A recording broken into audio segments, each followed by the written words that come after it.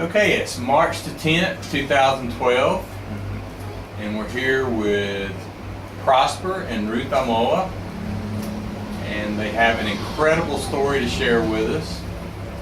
So, give us a little background of what happened leading up to February the 27th, Prosper. Before the 27th, that I may say on the 25th of February, Ruth has been sick for long, and the doctors diagnosed that she has developed a hole in the heart, and we've been all the time visiting the hospital for treatment. And then the time came, they were suggesting whether to have surgery or not to have a surgery. So she was on drugs.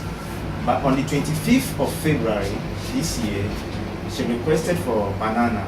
By then, she wasn't feeling well. So I went out with baby Judy to get the banana for her. When returning, I realized that she was unconscious. So I rushed her immediately to the hospital in Ruth, where they tried to revive her, and the doctor made us aware that she was not having adequate breath, so they have to put her on oxygen. And later referred us to the big hospital in Accra, that is called the Teaching Hospital, to the cardio center, where they have to take care of her. And that Sunday morning, we were at the hospital on Saturday evening. And Sunday morning, we were referred to Polibu, and we have to go with the ambulance because they have to get there on the oxygen throughout. So as we arrived at the hospital, we were sent to the recovery ward and later sent to the cardio center. At the cardio center, they were trying to revive her, and I realized that the doctor came out telling us that we should be praying. The chances were 50-50. Either she could survive or will not make it. So I began praying. I was trying to get in touch with some of my pastor friends, but I couldn't reach them on phone. So Monday morning at dawn was where I was. I was living with my cousin, and I cannot be with her at the hospital. So I have to leave very early and to be at the hospital. So I left about 4 a.m., 3 a.m. As I arrived at the hospital about 4:30 to 5, I was told that Ruth couldn't make it anymore. And they did everything to revive her, and they couldn't. So she has passed away. So at 3 a.m. That is at 3 a.m. on February the 27th. But I was surprised to hear such a news, and I couldn't know, I just did not know what to do. So I was trying to get to her in the ward and to see whether she was really dead or alive, and they wouldn't allow me until it was about 9 a.m. in the morning.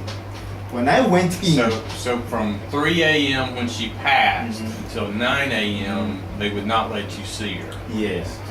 So when I went in, I touched her body and I realized that the body was very, very hot. The temperature was high. But yet they were telling me that she's dead, which I may say it should be about 4 hours later. But I couldn't believe it because the body was still hot. So doubting, I placed my ear on the chest to see whether I would feel any heartbeat, but there was no heartbeat. And I held the nostrils for some time and there was no breath. And that made me believe that truly she's gone.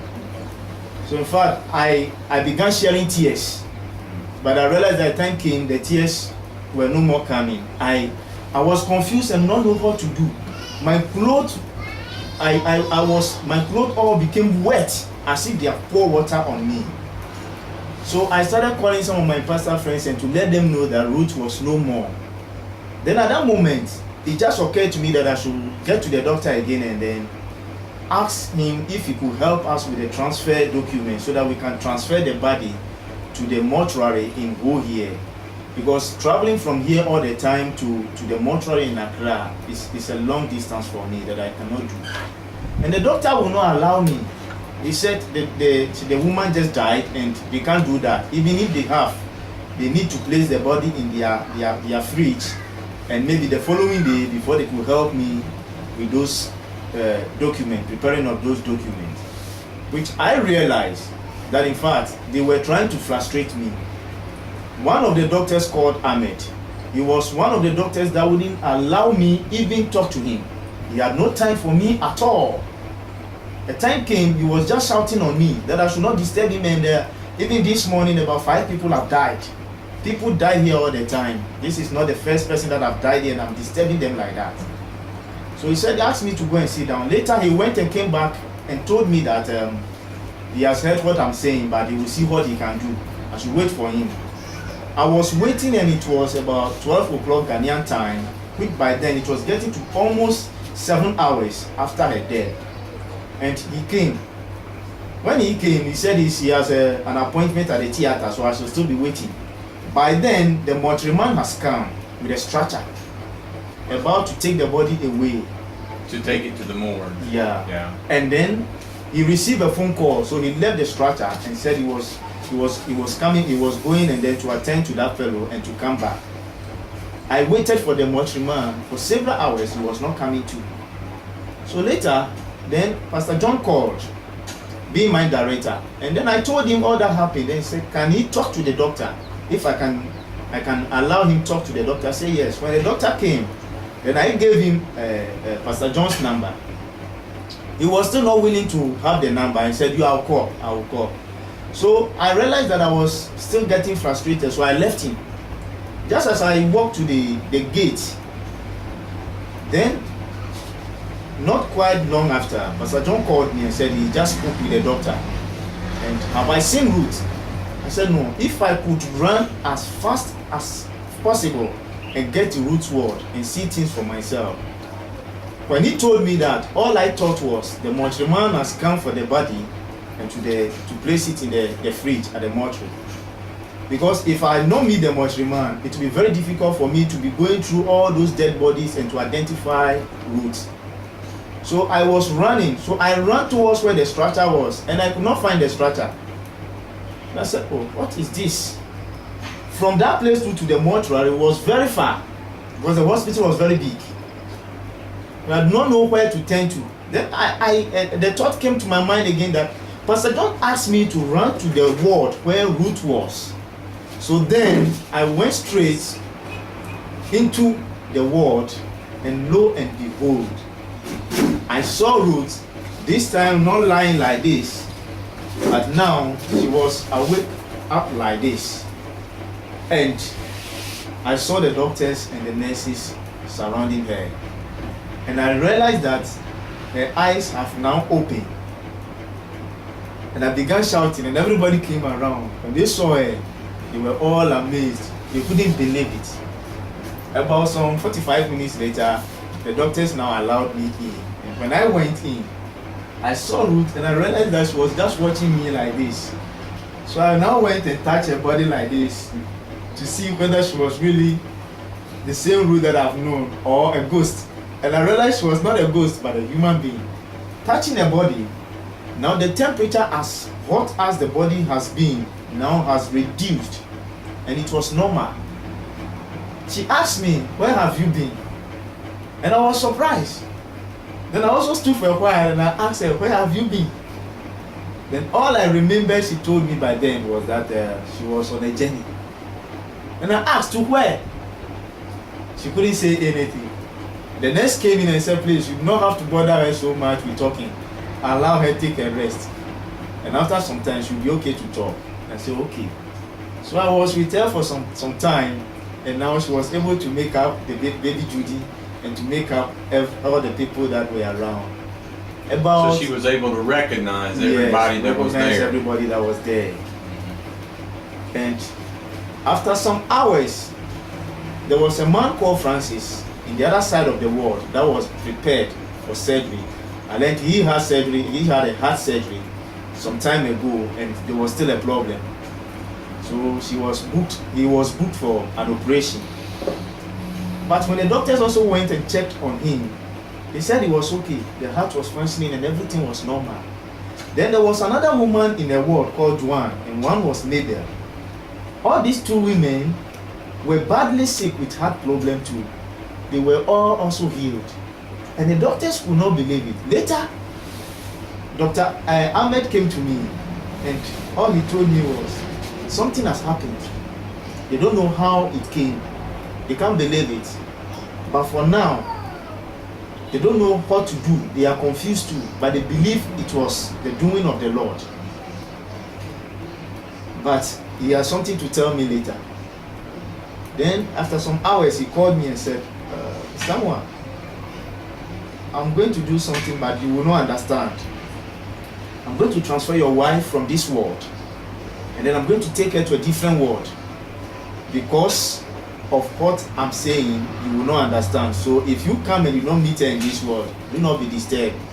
We are still taking care of her. So he transferred her to a different world. And the following morning, he made me aware that they were going to scan her again and to check on all the organs and everything on her to make sure she's okay, and possibly to find out what was the cause to her heart failure. They did, and he came back with a report that they couldn't find anything, and all the organs were working very well. They were responding well. The heart is okay now. It has returned back to normal. The beat and everything was okay. Especially, what made him much surprised was the hole that they found in the heart was no more there, and it sealed up. This, the doctor said, and I was amazed. I was just watching him like this. I said, Doctor, are you sure of what you were saying? He said, we cannot lie.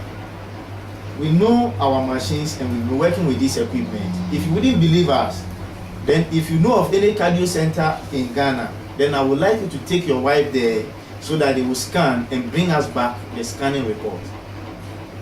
I said, Doctor, I will not doubt you, because if you said you do not understand what happened, then it was the doing of the Lord. So this is what God did. And everybody was surprised. They checked on her, everything was okay. She was normal. And they said, we do not have to take any more medicine. No medicine again, nothing. She's okay. So some of the medicines that they gave us and we took back to them, they took everything away from us with the mind that if we come back, we may doubt them to take the medicines again. So they took everything away from us. And lo and behold, that is Ruth we are seeing. So strong than ever before. So that is what God did. It was so amazed. I just don't know what to say. But I was a very, very happy man to see my wife alive and not dead. Because I was thinking earlier on, what am I going to do without her? How am I going to take care of baby Judy? And this is going to be a very, very heavy burden on me. Little did I know that God has His own way of doing new things, performing His own miracles. And I thank God that Ruth was no more dead, but she's now alive to the glory of His name.